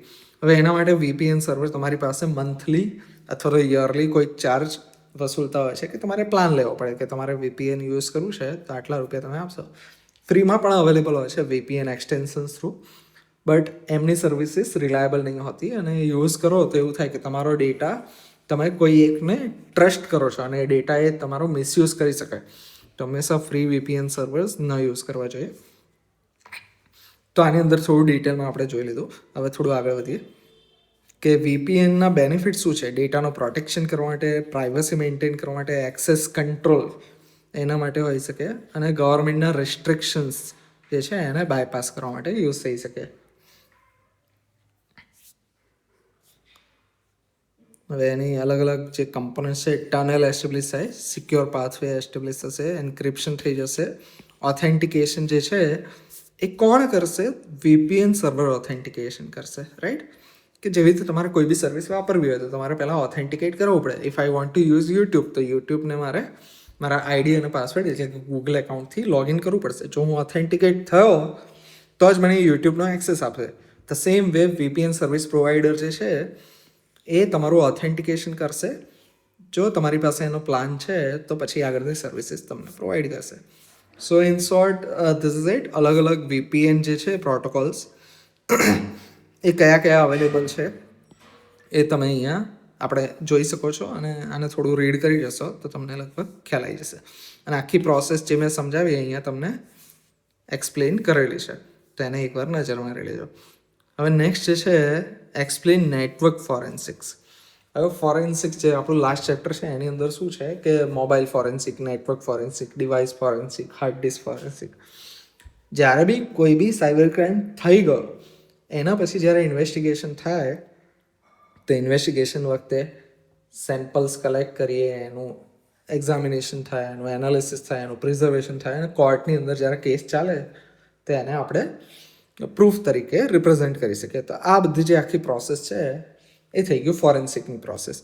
હવે ફોરેન્સિક અલગ અલગ લેવલના હોઈ શકે. આપણે અહીંયા એક્સપ્લેન કરવાનું છે નેટવર્ક ફોરેન્સિક. તો નેટવર્ક ફોરેન્સિક જે છે એના મેઇનલી ટૂલ્સ કયા કયા વપરાય છે, તો વાયરસાર્ક છે, TCP-DUM છે, નેટવર્ક માઇનર છે અને સ્નોટ છે. એ બધા ટૂલ્સ વપરાતા હોય છે. એક્ઝેક્ટલી પ્રોસિજર શું ફોલો થાય નેટવર્ક ફોરેન્સિકના ઇન્વેસ્ટિગેશનમાં? તો સૌથી પહેલાં તો ટ્રાફિક કેપ્ચર, કે તમારે જે કઈ જગ્યાએ ક્રાઇમ થઈ ગયો, ફોર એક્ઝામ્પલ કોઈ બેંકની અંદર હેકિંગ થઈ ગયું, તો શું કરશે હવે નેક્સ્ટ ઇન્વેસ્ટિગેશન ટીમ આવશે, તે બેંકનો જેટલો બી ટ્રાફિક પાસ્ટમાં ગયો છે એ બધા કેપ્ચર કરી લેશે, કે પેકેટ કેપ્ચર કરશે, રિયલ ટાઈમ મોનિટરિંગ કરશે, નેટવર્કની અંદર ટેપ્સ નાખશે. પછી શું કરશે? ડેટા સ્ટોરેજ કરશે, કે સિક્યોર સ્ટોરેજ કરશે, ઇન્ટિગ્રિટી પ્રિવિઝન કરશે, chain of custody. Chain of custody મતલબ કે જેટલું બી તમે કલેક્ટ કર્યો ડેટા, એ બધા ડેટાને પ્રોપરલી સેફલી રાખવો તમારી પાસે જરૂરી છે. હવે એના માટે ઇન્વેસ્ટિગેશન દરમિયાન પોલીસ ઓફિસર્સે અમુક ફોર્મ્સ ભરવાના હોય, અને એ ફોર્મ્સની અંદર જે હેશ નંબર હોય કે જે કંઈ પણ કલેક્શન કર્યું એ પ્રોપરલી જેન્યુઅનલી કરેલું છે અને મેન્ટેન કરેલું છે. વચ્ચે ઇન્વેસ્ટિગેશનમાં કોઈ ચેડા થયા નથી. તો એ મેન્ટેન કરતાં સાથે સાથે તમારે કસ્ટડી એક જગ્યાએથી બીજી જગ્યાએ આપવાની હોય. જેણે કલેક્ટ કર્યું છેલ્લે એની પાસે જ નહીં રહે, એ આગળ અલગ અલગ ઓથોરિટીઝ પાસે મૂવ થશે. તો એ મેન્ટેન કરવું એને કહેવાય ચેઇન ઓફ કસ્ટડી. પછી નેક્સ્ટ થશે એનાલિસિસ, કે પ્રોટોકોલથી એનું એનાલિસિસ થશે. જે કંઈ કલેક્ટ કર્યું, અહીંયાથી કેપ્ચર કર્યું, અહીંયા સ્ટોરેજ કર્યું, પછી હવે થશે એનાલિસિસ, કે પેટર્ન રિકોગ્નિશન, એનોમલી ડિટેક્શન, કે રિયલમાં તમે જે કંઈ પણ નેટવર્કનો ટ્રાફિક જે છે એને કેપ્ચર કર્યો, બરાબર, રિયલ ટાઈમ મોનિટરિંગ કર્યું, હવે એનું એનાલિસિસ કરશું કે શું અજુગતું લાગે છે, શું હોઈ શકે, ક્યાંથી હું આઈડેન્ટિફાઈ કરી શકું કે કંઈક અનિચ્છનીય થયું છે. અને એ બધું એનાલિસિસ કર્યા પછી એનું રિપોર્ટિંગ, એવિડન્સનું ડોક્યુમેન્ટેશન, લીગલ કમ્પ્લાયન્સ ફોલો કરવાના, ટેસ્ટિમની જે કોઈ હોય એક્સપર્ટની તો એ લેવાની અને એને ડોક્યુમેન્ટ કરવાની. હવે આ જે બધા અલગ અલગ ટૂલ્સ છે એની ઉપર એના ફીચર્સ ઉપર નજર મારી લેજો, એનો ડિટેલમાં આપણે નથી જતા. ટાઈપ્સ ઓફ નેટવર્ક એવિડન્સ કયા કયા હોઈ શકે? ટ્રાફિકના લોગ્સ, કે કઈ કઈ વેબસાઇટ વિઝિટ કરી છે, કોણે કોણે આ સર્વરનો એક્સેસ કર્યો છે. પેકેટનું કન્ટેન્ટ, કે રિયલ અંદર કમ્યુનિકેશન થયું તો એનો કન્ટેન્ટ શું છે, કે ઈમેલ્સ આવ્યા તો શું આવ્યા, વેબ રિક્વેસ્ટમાં શું આવ્યું, ફાઇલ્સ કઈ કઈ ટ્રાન્સફર થઈ, અને એ ફાઇલ્સ કે જે બી હતો એનો મેટા ડેટા, કે ટાઈમ સ્ટેમ્પ, ક્યારે કમ્યુનિકેશન થયું, કયા IP એડ્રેસ પર, કયા પોર્ટ નંબર ઉપર, અને સેશનનો ડેટા, કે લોગિન એટેમ્પ્ટ કેટલી વાર થયા છે, સેશનનું ડ્યુરેશન, કે લોગિન કર્યું તો કેટલી વાર એક્ટિવિટી ચાલી, કે ઇન્ટરનેટ બેન્કિંગની વેબસાઇટ ખોલી તો કેટલી વાર ખુલ્લી હતી, 5 મિનિટ, 10 મિનિટ, 15 મિનિટ, અને અંદર યુઝરે શું શું એક્ટિવિટીઝ કરી. આ બધી વસ્તુ જે છે એ આપણું નેટવર્ક ફોરેન્સિકમાં આવતું હોય છે. ટેબ્યુલર ફોર્મેટમાં અમુક આપણે ડિટેલ આપેલી છે જે રિપીટેટિવ છે. ક્વેશ્ચન 5B છે, એક્સપ્લેન CCTV જે છે એ શું રોલ આપે છે ડિજિટલ ફોરેન્સિક ઇન્વેસ્ટિગેશનની અંદર. આ પ્રીટી બેઝિક વસ્તુ છે, જો હું ના એક્સપ્લેન કરું તો બી તમે એક્સપ્લેન કરી શકાય એવી વસ્તુ છે. એકવાર ફટાફટ જોઈ લઈએ, કે કેમેરાનું આખું નેટવર્ક હોય જેમ આપણી કોલેજમાં છે એમ, બરાબર, અલગ અલગ ઇમ્પોર્ટન્ટ એરિયાઝ ઉપર એને સ્ટોર કરવા માટે આપણી પાસે અલગ અલગ આવતા હોય છે. કે DVR એક આવે જેનું ફૂલ ફોર્મ છે ડિજિટલ વિડીયો રેકોર્ડર. આપણી પાસે જે સિસ્ટમ છે એ નેટવર્ક વિડીયો રેકોર્ડર, કે આખી કોલેજના બધા જે કેમેરાસ છે internet through, network through connected છે, અને એ બધા ત્યાં ટેમ્પરરી લોકલી સ્ટોર નહીં કરે, અને એ બધા સર્વર રૂમમાં એક NVR પડેલું છે, એની અંદર મલ્ટિપલ હાર્ડ ડિસ્ક છે, ત્યાં આખી કોલેજના જેટલા બી આપણા CCTV છે એ બધાનું રેકોર્ડિંગ અવેલેબલ હોય. બીજું એ હોઈ શકે કે આપણે લોકલી કોઈ રેકોર્ડ કરીએ જ નહીં, લોકલી ના કરીએ, નેટવર્ક ના કરીએ, અને ક્લાઉડ ઉપર ફોર એક્ઝામ્પલ ગૂગલ ડ્રાઈવમાં રેકોર્ડિંગ થયા કરે, તેને ક્લાઉડ સ્ટોરેજ કહેવાય. ફોરેન્સિકનું એનાલિસિસ, તો video enhancement software, facial recognition, motion detection, મતલબ CCTV કેમેરો છે કોલેજના એન્ટ્રન્સ ઉપર છે, અને નોર્મલ જે એક્ટિવિટી ચાલતી હોય તો ત્યારે એ મોશન ડિટેક્ટ કરીને કેપ્ચર કર્યા કરશે. પણ જ્યારે બ્લેન્ક સીન છે રાતના, for example continuously same footage આવી જાય છે કે આપણી કોલેજનો એન્ટ્રન્સ છે, સર્કલ છે, નથિંગ એલ્સ, તો એ વખતે એની ઉપર ઇમ્પોર્ટન્સ નહીં આપવાનું. તેનાથી આપણે ઘણો બધો ટાઈમ બચાવી શકીએ. હવે forensic value of CCTV evidence, કે વિઝ્યુઅલ એવિડન્સ મળે, ટાઈમલાઈન એવિડન્સ મળે, ડિજિટલ ફોર્મેટ અને બેકઅપ એવિડન્સ. કે વિઝ્યુઅલ એટલે તમે જોઈ શકો ડાયરેક્ટલી કે એક્ઝેક્ટલી શું થયું. ટાઈમલાઈન, ઇવેન્ટ, ક્યારે શું થયું એ તમે જોઈ શકો. ડિજિટલ ફોર્મેટમાં આવે જેથી આપણે ઇઝીલી એનાલાઇઝ કરી શકીએ, એના મેટા ડેટા લઈ શકીએ. એન્હાન્સ કરવો છે કે કોઈ બ્લર છે ફૂટેજ અને તમારે એને ક્લીન કરવી છે તો એ તમે કરી શકો છો અને એનો બેકઅપ લઈ શકો છો. ફોરેન્સિક વેમાં શું ધ્યાન રાખવું જોઈએ સીસીટીવી જોડે ડીલ કરતી વખતે? કે chain of custody properly maintain કરવી જોઈએ. ઓથેન્ટિકેશન કે સીસીટીવી વિડીયો સમજીને તમે જે વિડીયો લઈ રહ્યા છે એ રિયલમાં સીસીટીવીમાંથી નીકળેલો જેન્યુઅન વિડીયો છે કે અંદર એઆઈ કે બીજી કોઈ રીતે એમાં કોઈ ચેડા કરેલા છે. તો ઓથેન્ટિકેશન આપણે કરવું જોઈએ, એનું એનાલિસિસ કરવું જોઈએ અને લીગલ એડમિસિબિલિટી કે લીગલી એ ફૂટેજને પ્રોપરલી સ્ટોર કરીને તમારે એવિડન્સના સ્ટાન્ડર્ડ પ્રમાણે સેવ કરવી જોઈએ. સો આટલું હતું સીસીટીવીની અંદર. નેક્સ્ટ છે explain ફેઝિસ of digital forensic investigation. કે ડિજિટલ ફોરેન્સિક ઇન્વેસ્ટિગેશન જે છે એના અલગ અલગ કયા કયા ફેઝ આવે એને આપણે જોઈશું. તો એના ફેઝિસ છે સૌથી પહેલાં આઈડેન્ટિફિકેશન, પછી એટલે કે શું મારે કલેક્ટ કરવાનું છે એ આઈડેન્ટિફાઈ કરશું. પછી એનું પ્રિઝર્વેશન એટલે કે એને જાળવી રાખશું. પછી શું કરશું, આવા મલ્ટિપલ જે અલગ અલગ છે એનું કલેક્શન કરશું. પછી એને એક્ઝામિન કરશું કે એની અંદર મને શું જોવા મળી રહ્યું છે, એક્ઝામિન કરીને પોઈન્ટ આઉટ કરશું. અને આ એક્ઝામિનેશન પછી જે મેં નોટિસ કર્યું એનું એનાલિસિસ કરશું. અને એનાલિસિસ થઈ જાય પછી એક સરસ રિપોર્ટ બનાવીશું. તો એના અલગ અલગ જે સ્ટેપ છે એને થોડા અલગ અલગ સ્ટેપ સાથે આપણે અહીંયા આપેલા છે. ટેબ્યુલર ફોર્મમાં પણ છે. આઈડેન્ટિફિકેશનમાં શું આવશે, સર્વે કરશું સીનને, આઈડેન્ટિફાઈ કરશું એવિડન્સને અને ડોક્યુમેન્ટ ઇનિશિયલ આપણે જનરેટ કરશું. પ્રિઝર્વેશન કે આપણે ક્રાઇમ સીન ઉપર ગયા તો હવે એમાં કોઈ પાછળથી મોડિફિકેશન ના થાય જેથી હું પ્રોપરલી દરેક વસ્તુ કલેક્ટ કરી શકું. આઈડેન્ટિફાઈ થઈ ગયું, હવે શું કરવાનું, સીનને સિક્યોર કરવાનો. કોન્ટેમિનેટ, બરાબર, એ ડેમેજ ના થાય, બરાબર, એનું ધ્યાન રાખવાનું કે કોઈ સર્વર છે, હવે એ સર્વરની અંદર કંઈ થયું છે તો એ સર્વરને તાત્કાલિક બંધ કરી દેવાનું. એને જો ઓપરેટ કરવાનું ચાલુ રાખશો તો એમાં બીજો બધો ડેટા આવે જશે, હેકર ફરીવાર ઘૂસીને ટ્રેલ્સ મિટાવી દે એવું પણ થઈ શકે. તો આ પ્રિઝર્વેશન સ્ટેપમાં છે. કલેક્શનમાં શું આવશે, ફોરેન્સિક ઇમેજિંગ કે આખી હાર્ડ ડિસ્ક છે તો એની ફોરેન્સિક ઇમેજ બનાવી શકીએ, બરાબર. ચેઇન ઓફ કસ્ટડી મેન્ટેન કરશું. હેશ વેરિફિકેશન કે રિયલ જે ફોર્મમાં સિસ્ટમમાં હતું એ જ ફોર્મેટમાં હાર્ડ ડિસ્કમાં છે કે નહીં. પછી કરશું એક્ઝામિનેશન કે ફાઇલ્સને એક્સટ્રેક્ટ કરશું, રિકવર કરશું ડિલીટેડ કોઈ ફાઇલ હોય તો, અને આઈડેન્ટિફાઈ કરશું બીજી કોઈ રિલેવન્ટ આપણને ઇન્ફોર્મેશન મળે તો. એક્ઝામિનેશન ઇન્ડિવિજ્યુઅલ જે આપણી પાસે પ્રૂફ્સ હતા એ બધાનું કરી દીધું આપણે.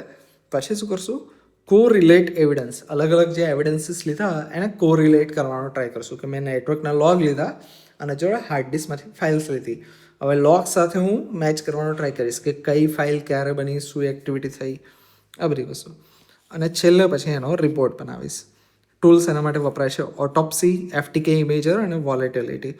જેમાં ઓટોપ્સી અને FTK ઇમેજર જે છે એ પોપ્યુલર ટૂલ્સ છે. નેક્સ્ટ છે list applications of micro controller in various fields related to cyber security.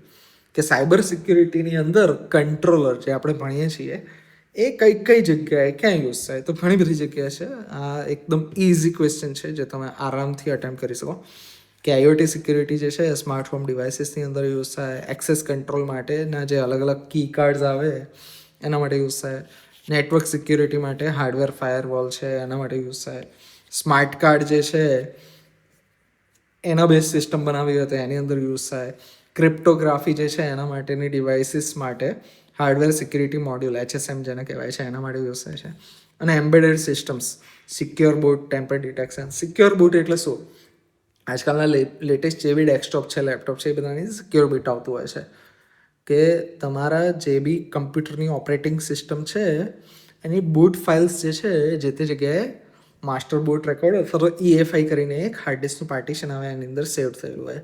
હવે એની અંદર કોઈ નવી ઓપરેટિંગ સિસ્ટમ નાખી અને એ જે સેક્ટર છે એની અંદર જો ચેન્જીસ કરવા જશે તો સિક્યોર બૂટ તમને નોટિફાઈ કરી રહેશે કે તમારી સિસ્ટમમાં વિન્ડોઝ ઓપરેટિંગ સિસ્ટમ જે ચાલતી હતી એની જોડે કોઈએ ચેડા કર્યા છે અને હવે સિક્યોરલી હું બૂટ નહીં થવા દઉં, બરાબર. જો સિક્યોર બૂટ ડિસેબલ હોય તો આખી OS તમારી બદલાઈ જાય પણ તમને ખબર પણ ના પડે. તો ટેમ્પર ડિટેક્શન માટે એમ્બેડેડ સિસ્ટમ્સમાં યુઝ થતું હોય છે કંટ્રોલર અને પ્રોસેસર. સિક્યુરિટી ફંક્શન્સ કયા કયા છે, ઓથેન્ટિકેશન માટે, એન્ક્રિપ્શન માટે, કી મેનેજમેન્ટ માટે, સિક્યોર સ્ટોરેજ માટે, રેન્ડમ નંબર જનરેશન માટે. મતલબ તમે ઇમેજિન કરી શકો એટલી અલગ અલગ જગ્યાએ કંટ્રોલર્સ વપરાતા હોય છે. સો આની અંદર તમે લગભગ જેટલું તમને યાદ આવે એવું કંઈ પણ લખી શકો છો. યુ આર ફ્રી, બરાબર. આમાં કંઈ ખાસ સમજવા જેવું હતું નહીં. તમે જેટલી એપ્લિકેશન ઇમેજિન કરશો એટલી કરી શકશો. હવે નેક્સ્ટ છે explain the importance of pod scanning in ethical hacking. કે એથિકલ હેકિંગમાં સ્ટેપ નંબર 2 જે હતું, સૌથી પહેલું હતું ઇન્ફોર્મેશન ગેધરિંગ અથવા તો રિકોનાઇસન્સ. એના પછી નેક્સ્ટ સ્ટેપ આવે એ છે પોડ સ્કેનિંગ, કે કયા કયા પોડ ખુલ્લા છે, એની પર કઈ કઈ સર્વિસીસ ચાલુ છે. તો એનું ઇમ્પોર્ટન્સ શું છે એથિકલ હેકિંગમાં એ આપણે સમજાવવાનું છે. કે એથિકલ હેકર શું કરશે, પોડ સ્કેન કરશે ટાર્ગેટ સિસ્ટમના અને રિસ્પોન્સમાં એને કંઈક ઇન્ફોર્મેશન મળશે. ગ્રીન મતલબ ઓપન પોડ છે, ક્લોઝ હોઈ શકે અથવા ફિલ્ટર્ડ, ફાયરવોલ એને બ્લોક કરતું હોય એટલા હોઈ શકે. કયા કયા ટાઈપની પોડ સ્કેનિંગ જે છે એની ટેકનોલોજી હોય છે કે ટીસીપી કનેક્ટ ફૂલ ટીસીપી હેન્ડશેક જે છે એ ઓપરેટ કરશું, જેથી જે સર્વર છે એને ખ્યાલ આવે કે મારી જોડે કંઈક થઈ રહ્યું છે. ફ્યુચરમાં જ્યારે આપણે ફોરેન્સિકમાં જતા હોય ત્યારે આપણે અહીંયાથી લોગ મળી શકે. સીન સ્કેનની અંદર શું થશે, હાફ ઓપન સ્કેન. જ્યારે આપણે ફોરેન્સિક ઇન્વેસ્ટિગેશન કરશું તો આ ટાઈપના સ્કેન જે છે એમાં નહીં પકડાય. યુડીપી સ્કેન એક ટીસીપી પ્રોટોકોલ છે, એના થ્રુ કમ્યુનિકેશન થતું હોય, એના પોર્ટને આપણે સ્કેન કરવા હોય તો ટીસીપી સ્કેન કરશું. અને વાયરલેસ માટે મેઇનલી યુડીપી વપરાતા હોય છે, કનેક્શન લેસ, તો એના માટે આપણે યુડીપી સ્કેન કરશું. અને સર્વિસ ડિટેક્શન, કે કયા વર્ઝન યુઝ થઈ રહ્યા છે, પછી એની સર્વિસીસનું ફિંગરપ્રિન્ટિંગ, આ બધી વસ્તુ આપણે એની અંદર સમજીશું. ઇમ્પોર્ટન્સ શું છે એથિકલ હેકિંગમાં એનું, કે કઈ કઈ સર્વિસીસ ચાલી રહી છે એને આપણે ડિસ્કવર કરી શકશું. એમાં શું શું વનરેબિલિટી છે, કયા કયા પોર્ટ્સ ઓપન છે, સિક્યુરિટી ગેપ, રિસ્ક, એને આઈડેન્ટિફાઈ કરી શકશું. નેટવર્ક મેપિંગ, કે ટોપોલોજી શું છે એક્ઝેક્ટલી, કયા પોર્ટ શેની જોડે કનેક્ટેડ છે, કયા રાઉટર કઈ સ્વિચ જોડે કનેક્ટેડ છે, આ આપણે એક બનાવી શકીએ જો પોર્ટ સ્કેનિંગ કરીએ તો. અને સિક્યુરિટી ટેસ્ટિંગ માટે પણ યુઝ થતું હોય છે. લાસ્ટ જે ક્વેશ્ચન છે એ છે describe the process of conducting vulnerability assessment using Kali Linux. Kali લિનક્સની મદદથી વનરેબિલિટીનું એસેસમેન્ટ કરવું હોય તો એના માટેની પ્રોસેસ આપણે એક્સપ્લેન કરવાની છે. આ જે પ્રોસેસ છે એ ઓલમોસ્ટ તમારું જે 5 સ્ટેપ ઓફ હેકિંગ હતું હોય એના આસપાસ ફરતી હોય એવું તમને લાગશે. સૌથી પહેલાં રિકોગ્નાઇઝન્સ અથવા હોસ્ટ ડિસ્કવરી, કે તમારે કઈ સિસ્ટમનું વનરેબિલિટી એસેસમેન્ટ કરવું છે. કારણ કે vulnerability assessment is nothing but a type of ethical hacking. કે એથિકલ હેકિંગ છે એ કયા કયા ટાઈપનું તમે કરશો, તો એનો એક ટાઈપ છે વનરેબિલિટી એસેસમેન્ટ. તો સૌથી પહેલાં હોસ્ટ ડિસ્કવરી, કે હોસ્ટ શું છે, ક્યાં છે, એના વિશેની ઇન્ફોર્મેશન. પછી પોડ સ્કેનિંગ જે સેકન્ડ સ્ટેપ છે એ આવશે. પછી નેક્સ્ટ આવશે સર્વિસ એન્યુમરેશન, કે એની અંદર કઈ કઈ સર્વિસીસ જે છે એ ચાલી રહી છે એનું એન્યુમરેશન, એટલે કે એનું લિસ્ટ બનાવવું, એની ડિટેલ્સ કાઢવી.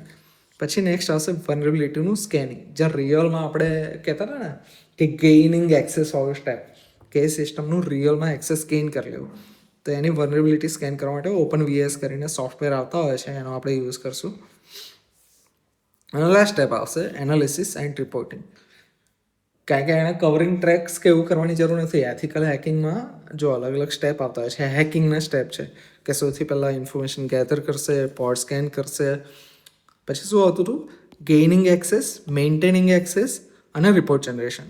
અહીંયા જે ગેઇનિંગ ને મેન્ટેનિંગ એક્સેસ હતા એ જે છે કવરિંગ ટ્રેક્સવાળું, એ 3 હટી જશે. છેલ્લા 3 સ્ટેપમાં થોડો ચેન્જ આવે છે. અહીંયા શું આવે છે, સર્વિસીસની એન્યુમરેશન, પછી વનરેબિલિટીનું સ્કેનિંગ થશે અને છેલ્લું રિપોર્ટિંગ આવશે. પહેલામાં છેલ્લો સ્ટેપ શું હતો, તો રિપોર્ટિંગ નહીં કરવાનું, એમાં આવતો હતો કવરિંગ ટ્રેક્સને કવર કરવાના. અલગ અલગ સ્ટેપ માટે કયા કયા ટૂલ્સ વપરાય છે અહીંયા આપેલા છે. નેટવર્ક ટૂલ્સ માટે એનમેપ, માસ્કેન અને ઝેડમેપ. વનરેબિલિટી સ્કેનર માટે ઓપન વીએસ અને નેસસ, આ બે યુઝ થતા હોય છે. વેબ ટેકનોલોજી માટે ડબ, ગોપસ્ટર અને બર્પ.